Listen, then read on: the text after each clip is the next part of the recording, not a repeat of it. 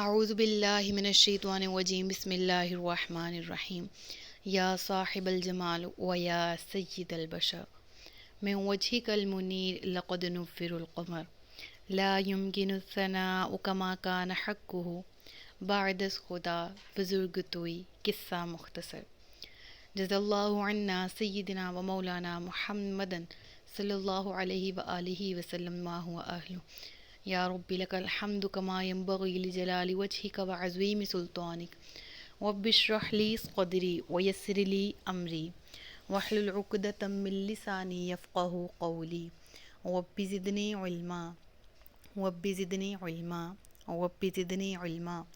السلام علیکم ورحمۃ اللہ وبرکاتہ۔ میں حافظہ افرا جاوید اسلام آپ سب لوگوں سے مخاطب ہوں اپنے یوٹیوب چینل انفینٹ اسلام میں۔ آپ سب لوگوں کو خوش آمدید کہتی ہوں، امید کرتی ہوں آپ سب لوگ خیریت سے ہوں گے، زندگی پرسکون، پر اطمینان اور ایمان بالخیر گزر رہی ہوگی۔ سورۃ البقرہ ترجمہ کنز العرفان، اس کی آیت نمبر 184 تک گزشتہ اسباق میں ہم پڑھ چکے۔ آج سورۃ البقرہ کی آیت نمبر 185 سے باقاعدہ سبق کا آغاز کیا جا رہا ہے، جس میں اللہ تبارک و تعالی ارشاد فرماتا ہے، رمضان کا مہینہ ہے جس میں قرآن نازل کیا گیا، جو لوگوں کے لیے ہدایت اور رہنمائی ہے اور فیصلے کی روشن باتوں پر مشتمل ہے۔ تو تم میں جو کوئی یہ مہینہ پائے تو ضرور اس کے روزے رکھے، اور جو بیمار ہو یا سفر میں ہو تو اتنے روزے اور دنوں میں رکھے۔ اللہ تم پر آسانی چاہتا ہے اور تم پر دشواری نہیں چاہتا، اور یہ آسانیاں اس لیے ہیں تاکہ تم روزوں کی تعداد پوری کر لو، اور تاکہ تم اس بات پر اللہ کی بڑائی بیان کرو کہ اس نے تمہیں ہدایت دی، اور تاکہ تم شکر گزار بن جاؤ۔ سبحان اللہ، بہت ہی پیاری آیت۔ اس آیت میں اس کو کمال درجہ اس وجہ سے بھی حاصل ہے کہ اس میں نزول قرآن کے بارے میں ذکر کیا جا رہا ہے۔ آیت کے آغاز میں ذکر ہے کہ شہر رمضان الذی انزل فیہ القرآن، کون سا قرآن؟ ھدی للناس وبینات من الھدی والفرقان۔ قرآن کیا ہے؟ رمضان کیا ہے؟ قرآن کو رمضان سے نسبت کیا ہے؟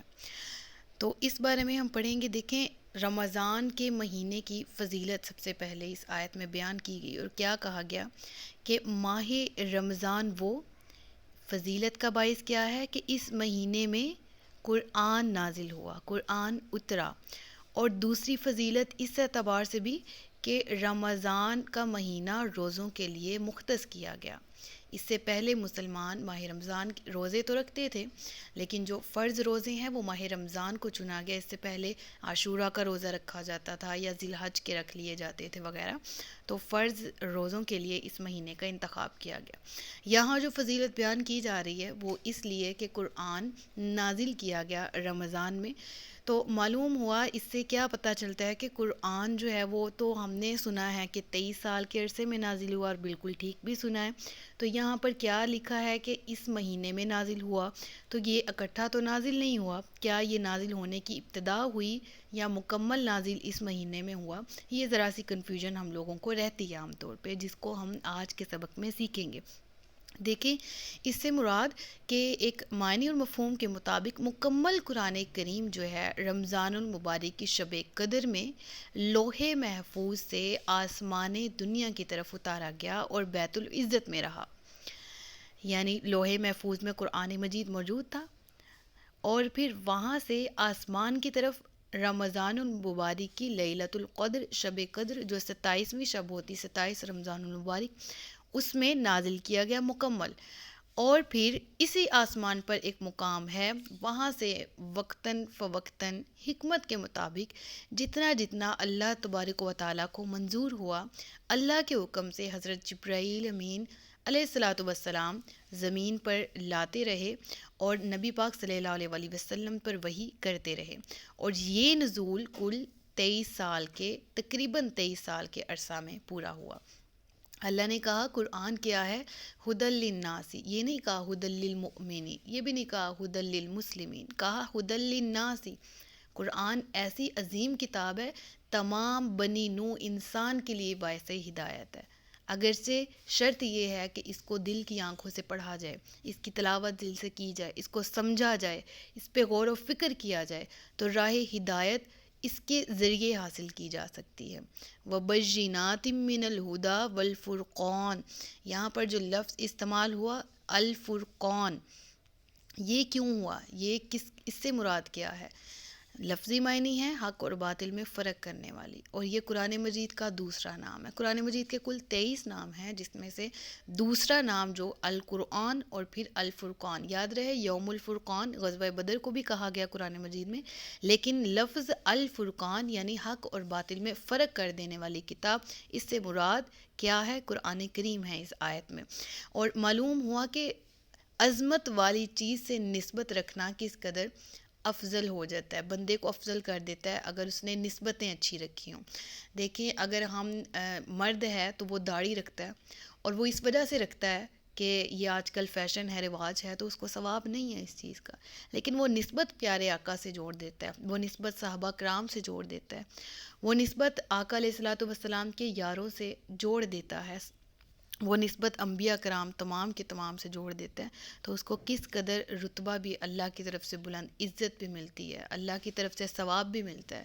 اسی طرح اگر کوئی بھی کام کیا جائے اس کی نسبت اپنے پیارے نبی کریم صلی اللہ علیہ وسلم سے جوڑ لی جائے، اور اگر ہم خواتین ہیں تو اپنی نسبتیں ازواج مطہرات سے، امہات المؤمنین سے رکھیں، بی بی فاطمہ الزہرا سے رکھیں، اور پھر اس نسبت کی وجہ سے اللہ انشاءاللہ ہمیں بھی وہ فضیلت عطا کرے گا۔ بے شک ہم اس رتبے، اس مقام تک نہیں پہنچ سکتے، لیکن اللہ کے مقربین، اللہ کے نیکوکار بندوں میں ضرور شامل ہو سکتے ہیں۔ دیکھیں نا، رمضان وہ واحد مہینہ ہے جس کا ذکر قرآن مجید میں آیا، اور کس وجہ سے آیا؟ اللہ نے کہا شہر رمضان الذی، وہ مہینہ انزل فیہ القرآن، جس میں قرآن نازل کیا گیا، یعنی مہینے کو کس وجہ سے عزت ملی، شرف ملا، کس وجہ سے کہ اس کی نسبت کس سے؟ قرآن سے جڑ گئی۔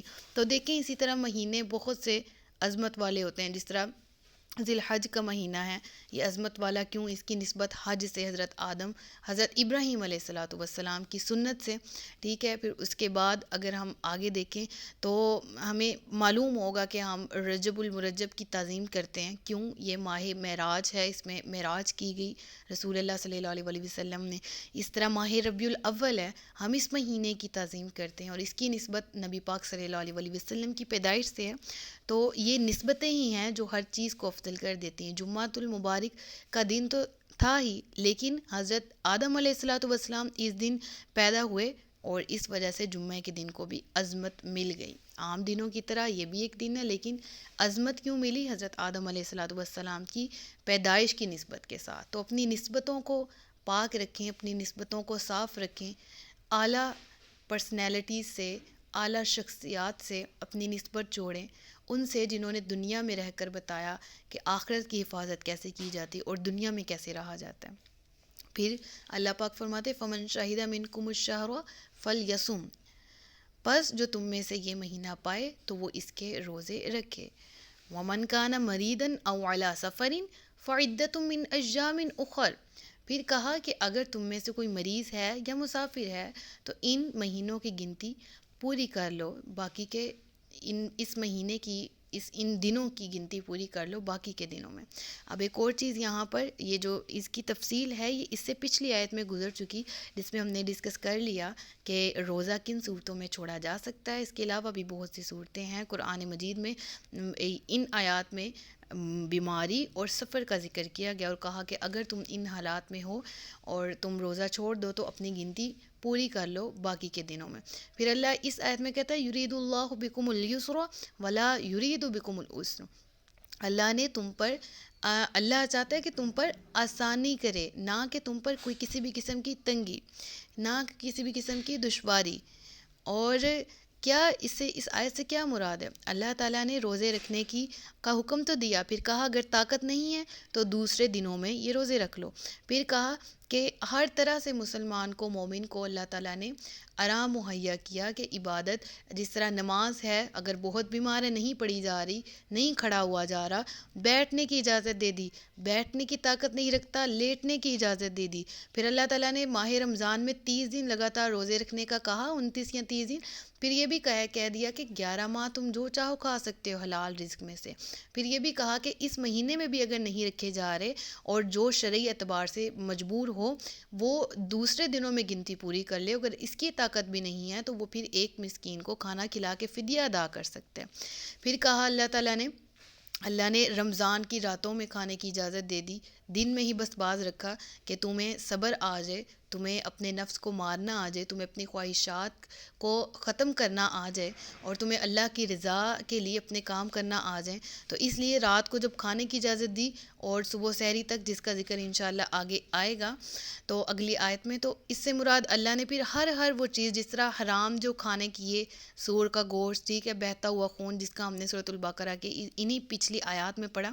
تو یہ کیوں حرام کیا؟ اللہ کہتا ہے کہ میں نے ان کو حرام کیا تو بہت سی ان کے علاوہ باقی جتنی بھی چیزیں ہیں میں نے ان کو حلال کر دیا تمہارے لیے تاکہ تم کھاؤ. تو الغرض کسی بھی طرح سے اللہ تبارک و تعالیٰ نے جو احکامات ہم پہ نازل کیے، جس طرح کہا کاروبار ان طریقوں سے تم لوگ کر سکتے ہو، یہ جائز طریقے ہیں، کچھ طریقوں سے منع کیا، ٹھیک ہے، اور باقی بہت سے طریقوں کی اجازت بھی دے دی. پھر اسی طرح مرد کو کہا ریشمی کپڑے نہیں پہننے، لیکن ساتھ ہی اجازت کیا دے دی؟ 1000 قسم کے دوسرے کپڑے ہیں ان کی اجازت دے دی، بس ایک سے منع کیا.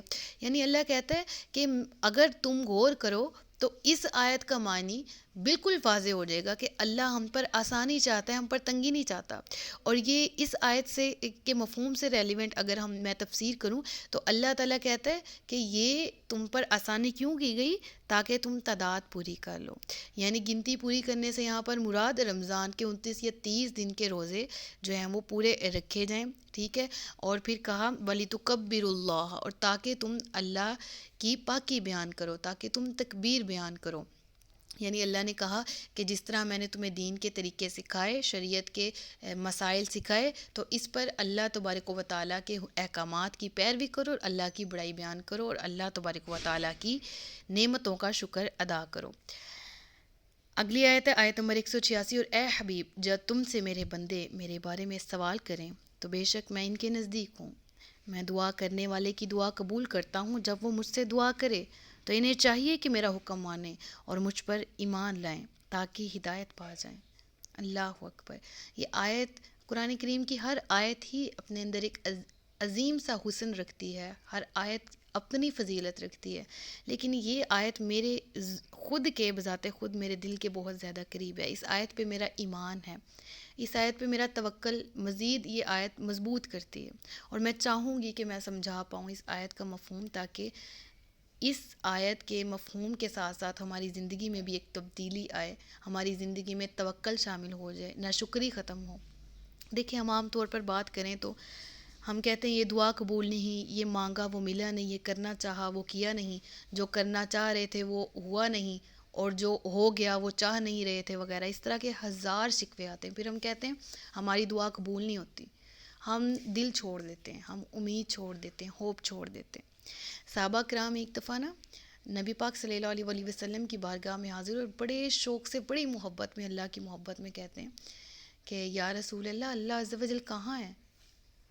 تو اللہ کے نبی نے جواب دیا کہ اللہ عز و جل مکان سے پاک ہے، یعنی وہ جگہ رکھنے سے پاک ہے. ہم کیونکہ یہ کیوں، فار ایگزامپل کوئی ایک جگہ کوئی چیز ایک مقام کے اعتبار سے قریب ہے تو دوسری جگہ سے اگر اسے دیکھا جائے تو وہ دوسری چیز سے دور ہوگی، لیکن اللہ تبارک و تعالیٰ کے ساتھ یہ معاملہ نہیں ہے. وہ مکان سے پاک ہے، وہ ہر شخص کے برابر ہی قریب ہے. اللہ فرماتا ہے وَنَحْنُ أَقْرَبُ إِلَيْهِ مِنْ حَبْلِ الْوَرِيدِ، ہم انسان کی، ہم شاہرگ سے بھی زیادہ قریب ہیں. شاہرگ یہ جسے ہم سانس لیتے ہیں، بالکل قریب، ہمارے دل کے قریب. اللہ کہتا ہے میں اتنا قریب ہوں. اب اللہ کے نبی کو اللہ نے یہ آیت نازل کی اور کہا، تب اس وقت آیت نازل ہوئی تھی اور کہا تھا کہ اور اے محبوب جب تم سے میرے بندے میرے بارے میں سوال کریں تو بے شک میں نزدیک ہوں، میں ان کے بہت زیادہ نزدیک ہوں. محسوس کریں اس آیت کو، محسوس کریں ان الفاظ کو جو پروردگار مخاطب ہے اپنے بندوں سے، اور کہہ کس کو رہا ہے؟ اپنے حبیب کو. کہہ کیا رہا ہے؟ میرے بندوں سے کہہ دو میں ان کے بہت قریب ہوں۔ اور یہی بات آ گئی نا کہ ہم کہتے ہیں دعا قبول نہیں ہوئی، میری بات آج تک، میری کوئی بات نہیں اللہ تبارک و تعالیٰ کی طرف سے اس کو اپروول ملا، اللہ نے اس کو مکمل کیا ہو۔ اس طرح نہیں کرتے، یہ نہ شکری ہے۔ اللہ کہتا ہے میں قریب ہوں۔ بات آ جاتی نا کہ اللہ ہم سے بہت زیادہ قریب ہے، لیکن دکھ کی بات یہ ہے کہ ہم اس سے دور چلیں گے، ہم اس کو پہچان ہی نہیں پائے جیسا پہچاننے کا حق تھا۔ وما قدر اللہ کا قدری، اور انہوں نے اللہ کی قدر ویسی کی ہی نہ جیسی کرنے کا حق تھا۔ ہم تو اللہ تبارک و تعالیٰ سے بہت دور خود چلے گئے، اور پھر ہم کہتے ہیں کہ اللہ نے یہ کیا، نعوذ باللہ۔ اللہ کہتا ہے میں بندے کے بہت زیادہ قریب ہوں، اجیب دعوت الداعی اذا دعانی۔ اللہ کہتا ہے کہ جب وہ دعا کرتا ہے تو میں اس کی دعا کو قبول کرتا ہوں۔ دیکھیں دعا کے معنی ہے حاجت پیش کرنا، سوال کرنا اللہ سے کچھ مانگنا، اور اجیب لفظ اجابت سے نکلا ہے جس کا مطلب ہے مستجاب، یعنی قبول کرنا۔ اللہ کہتا ہے اجیب دعوت الداعی اذا دعانی، دعا کرنے والا جب دعا کرتا ہے تو میں اس کی دعا کو قبول کر لیتا ہوں۔ قرآن برحق کتاب ہے، الفاظ میرے پروردگار کے ہیں، لکھی بھی میرے پروردگار کی طرف سے گئی، نازل میرے پروردگار کے محبوب صلی اللہ علیہ وآلہ وسلم پر کی گئی، اور اتنی عظیم آیت جس میں اللہ کہہ رہا ہے کہ تم دعا کرو میں قبول کرنے والا ہوں۔ پھر اللہ کیا کہہ رہا ہے؟ کہتا ہے تم لوگ کہتے دعا قبول نہیں کی جاتی، کیوں نہیں کی جاتی؟ فَلْيَسْتَجِيبُوا لِي وَلْيُؤْمِنُوا بِي لَعَلَّهُمْ يَرْشُدُونَ۔ اللہ کہتا ہے بس چاہیے کہ مجھ ہی سے مانگیں، مجھ پر ایمان رکھیں۔ مسئلہ ہی ہے ہمارے ساتھ، ہم ایمان نہیں رکھتے، ہم توکل نہیں رکھتے، ہم جلد بازیاں کرتے ہیں، ہم کہتے ہیں بس مانگا ہے تو مل جائے۔ اب دیکھیں چھوٹا سا بچہ ہے، وہ آگ کو پکڑنے کی بات کرے تو ماں کیا کہے گی کہ بچے کی خوشی کی خاطر اس کو آگ میں پھینک دو، وہ چاہ رہا ہے روشنی کو پکڑنا۔ نہیں، پروردگار 70 ماہوں سے زیادہ پیار کرنے والی ذات ہے۔ وہ چیز جو ہمیں اپنے لیے محبوب لگ رہی ہوتی ہے، ہم اس کے لیے رو رہے ہوتے ہیں، تڑپ رہے ہوتے ہیں کہ ہمیں مل جائے، اور وہ نہیں ملتی تو ہم شکوے کرتے ہیں۔ حالانکہ وہی بچے کی مثال جو رو رہا ہوتا ہے میں نے آگ پکڑنی ہے، میں نے روشنی پکڑنی ہے، مجھے پکڑنے دو۔ ماں کو پتہ ہوتا ہے کہ یہ بچہ یہ جو چیز مانگ رہے اس کے حق میں بہتر نہیں ہے۔ یہی اگر میں مثال سمجھا پائی ہوں تو عرض کرنے کی میں یہی کوشش کر رہی ہوں کہ رب تعالیٰ بہتر جانتا ہے کہ اس نے کس کو کیا دینا ہے، کس وقت پہ دینا ہے، کس بندے کے لیے کیا چیز بہتری ہے۔ دیکھیں نا، اللہ کہتا ہے کہ تم جو مانگو میں تمہیں دوں گا، اور اللہ کبھی تو اللہ کے کرم سے مانگی ہوئی چیز فوراً مل جاتی ہے، کبھی کسی حکمت کی وجہ سے دیر سے ملتی ہے، کبھی کسی بندے کی حاجت دنیا میں پوری کر دی جاتی ہے اور کبھی آخرت میں اس کا ثواب ذخیرہ کر دیا جاتا ہے، کبھی کسی بندے کا نفع کسی دوسری چیز میں ہوتا ہے تو جو وہ مانگ رہا ہوتا ہے اس کی ریپلیسمنٹ میں اچھی چیز اس کو عطا کر دی جاتی ہے، اور کبھی بندہ اللہ کا بہت ہی زیادہ محبوب ہوتا ہے اور اللہ اس کی حاجت روائی میں دیر اس لیے کرتا ہے کہ وہ ایک عرصہ تک دعا میں مشغول رہے۔ کبھی دعا کرنے والے کے سچائی میں، اس کے اخلاق میں قبولیت کی شرائط نہیں ہوتی، یعنی وہ اس طرح سے سچائی سے دعا مانگ نہیں رہا ہوتا، وہ اس طرح خلوص نیت سے دعا مانگ نہیں رہا ہوتا، اس لیے دعا قبول نہیں کی جاتی۔ تو اسی لیے اللہ کیا کہتا ہے کہ دعا کرو، اور اگر اخلاص کے ساتھ دعا نہیں مانگی اور پھر شکوہ پروردگار سے کرتے ہو کہ قبول نہیں ہوئی، مانگنا تو ہمیں نہیں آیا، رب سے دعا کا سلیقہ مانگے۔ اے پروردگار ہم تجھ سے دعا کا سلیقہ مانگتے، ہمیں عطا کر دے، ہمیں دعا مانگنا عطا کر دے۔ اے پروردگار ہمارا ایمان، ہمارا توکل، ہمارا حوصلہ تجھ سے، ہماری امیدیں تجھ سے، ہم دعا مانگتے ہیں تجھ ہی سے مانگتے ہیں، تیرے سوا کس سے مانگے گے پروردگار؟ اپنے محبوب صلی اللہ علیہ وآلہ وسلم کے صدقے سے، اپنے نیک بندوں کے وسیلے سے ہمیں عطا کر دے۔ اے پروردگار ہم گناہ گار ہیں، ہمیں عطا کر دے۔ ہم تیری اس آیت پر ایمان رکھتے ہیں اور مکمل یقین رکھتے ہیں تو دینے والا ہے۔ پروردگار ہماری تمام دعاؤں کو قبول فرما لے اور ہمیں وہ سلیقہ عطا کر دے جس سے تو راضی ہوتا ہے، ہمیں جینا مرنا آسان کر دے۔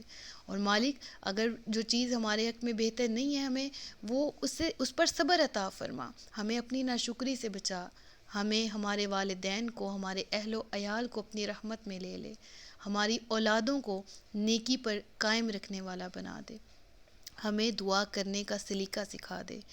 ہم تیرے سوا کسی سے نہیں مانگتے پروردگار، تو وحدہ لا شریک ہے، تو دینے والی ذات ہے، بے شک سارے خزانے تیرے خزانوں کی چابیاں تیرے محبوب کے ہاتھوں میں۔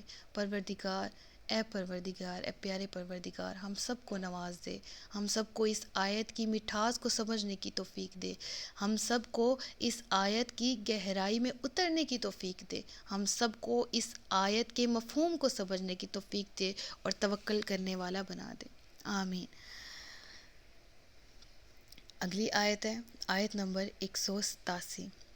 یہ آیت بہت ہی زیادہ غور طلب ہے۔ اس آیت کے 2 حصے میں نے کیے ہیں، پہلے حصے میں علیحدہ تفسیر بیان کروں گی اور اگلے حصے میں اگلے حصے کی تفصیل بیان کروں گی۔ تو ابتدا کرتے ہیں۔ تمہارے لیے روزوں کی راتوں میں اپنی عورتوں کے پاس جانا حلال کر دیا گیا، وہ تمہارے لیے لباس ہیں اور تم ان کے لیے لباس ہو۔ اللہ کو معلوم ہے کہ تم اپنی جانوں کو خیانت میں ڈالتے تھے، تو اس نے تمہاری توبہ قبول کی اور تمہیں معاف فرما دیا، تو اب ان سے ہم بستری کر لو اور جو اللہ نے تمہارے نصیب میں لکھا ہوا ہے اسے طلب کرو۔ اس آیت کا شان نزول کچھ اس طرح سے ہے کہ ابتدائے اسلام میں افطار کے بعد تو کھانا پینا جائز تھا، اپنی ازواج سے ازدواجی تعلق قائم کرنا، جسمانی تعلق قائم کرنا تو جائز تھا، لیکن اس کا ڈیوریشن، اس کا جو وقت تھا وہ مغرب کے بعد جس طرح ہم افطار کر لی تو اس کے بعد عشاء تک ٹائم رہتا تھا، جیسے ہی عشاء کی اذان ہوتی تھی، عشاء سے پہلے تک یہ سب کچھ حلال تھا، عشاء کا وقت شروع ہونے کے بعد یہ سب چیزیں حرام ہو جاتی تھیں۔ اور یوں ہی اگر ابھی نماز عشاء نہیں ہوئی لیکن بندہ سو گیا، ٹھیک ہے، اور جیسے ہی سو گیا تو اس سے مراد اگرچہ ابھی عشاء کا وقت شروع نہیں ہوا تو یہ ساری کی ساری چیزیں اگر آنکھ لگ گئی یا سو جانے کے بعد روزہ دار پر یہ ممنوع ہو جاتا تھا۔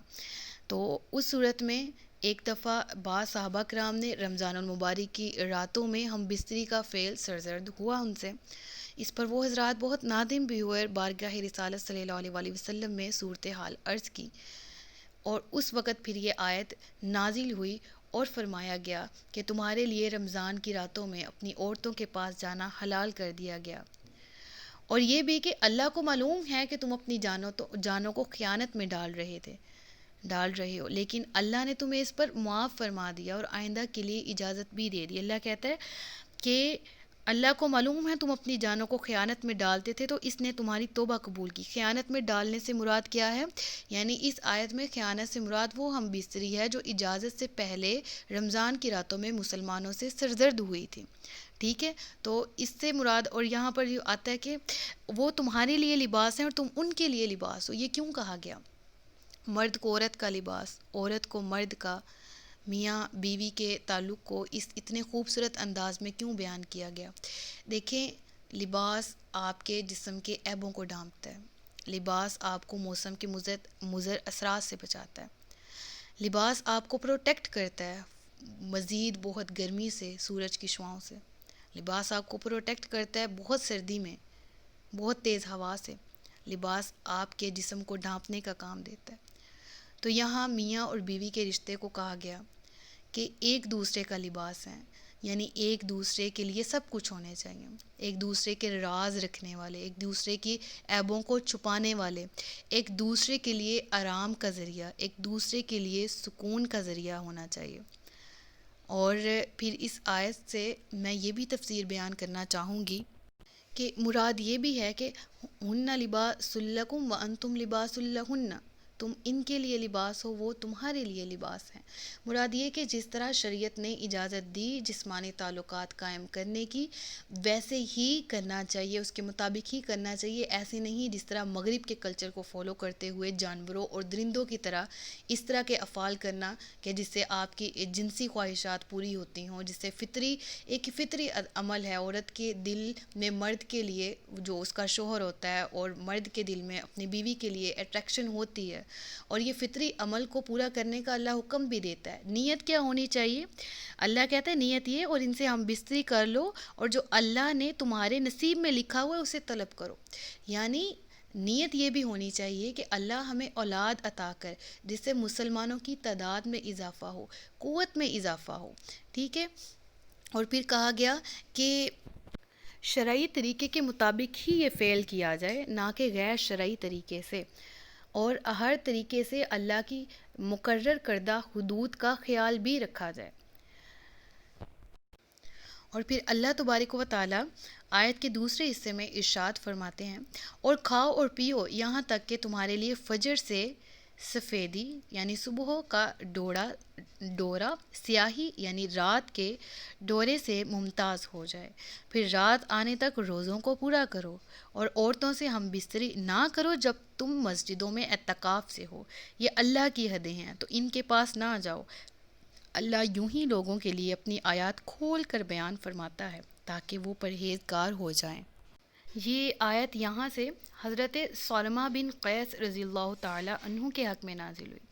آپ بہت محنتی آدمی تھے اور دن کے وقت روزے کی حالت میں آپ نے بالکل محنت سے مزدوری کی، اور زمین میں کام کر کے جب شام کو گھر آئے بہت تھکے ہوئے تھے تو اپنی بیوی کو کھانا طلب کیا کہ مجھے کھانا لا دو، اور وہ پکا رہی تھی اس وقت ان کی بیوی، اور وہ پکانے میں مصروف تھی، تو آپ نے کیا کیا کہ آپ تھکے ہوئے تھے، لیٹے ہوئے تھے، تو اس صورت میں آپ کی آنکھ لگ گئی۔